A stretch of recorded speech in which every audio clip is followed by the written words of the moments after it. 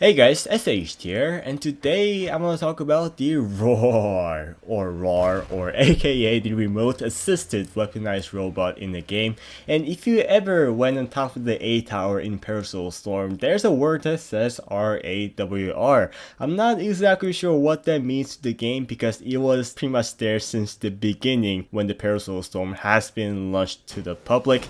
I feel like that's some kind of an Easter egg hinting that the Easter egg is actually there in Parasol Storm. I actually remember good old days where we were looking for the Megalodon, but since we already found it, I'm not too sure what that is going to be about. But anyway, this is R.A.W.R and this is a battle pickup in the new Dragon's Teeth DLC. In my last video, which I talked about all types of weapons in Dragon's Teeth DLC, a lot of people thought that this is gonna be a gadget, which is not true at all. It is a battle pickup, and if you actually think about it, that would sound pretty ridiculous. But anyway, how do you get this thing? Well, it's pretty simple. Just play on any Dragon's Teeth map, and if you actually go to the battle pickup, there should be a PDA on top of the big box, and all you need to do is press E just like any other battle pickups in Battlefield 4. And if you are patient enough, you should be able to get this thing pretty easily. But one thing to keep in mind is that make sure you are in a safe position before deploying this thing, because you are gonna be an easy cheesy target if you just place this thing right away.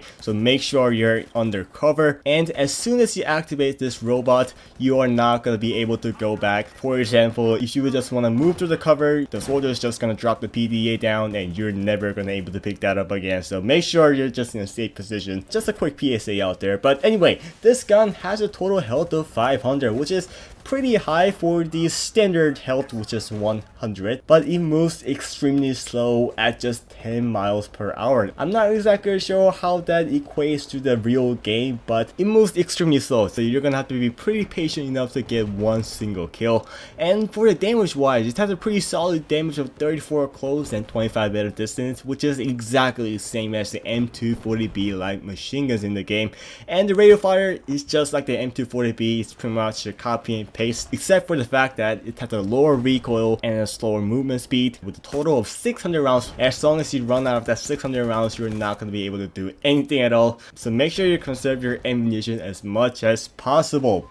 And there's also another slot which shoots the freaking grenade launcher, but it is not that powerful though. It shoots 3 GL rounds, and if you remember this back in the Naval Strike DLC, and if you ever play around with this thing, it is really not that powerful. But the machine gun is gonna be a primary weapon that you're gonna be able to use while running with this robot. For the damage wise, with the grenade launcher, it's gonna deal 25 damage on impact and 10 if you get the fire right next to the enemy, and that is really low. So what I recommend is not to use that freaking grenade launcher. It's gonna deal no damage at all, so make sure you use the primary weapon as much as possible. At least that's what I did while running around with this robot. The secondary weapon fires at 180 rounds per minute, which is really slow. Like I said, it sure sounds cool and it's good for suppressing the enemy, but that M240B rounds is gonna do even more suppression than the 3GLs. So like I said, the machine gun is pretty much gonna be your best friend in terms of the damage and its rate of fire.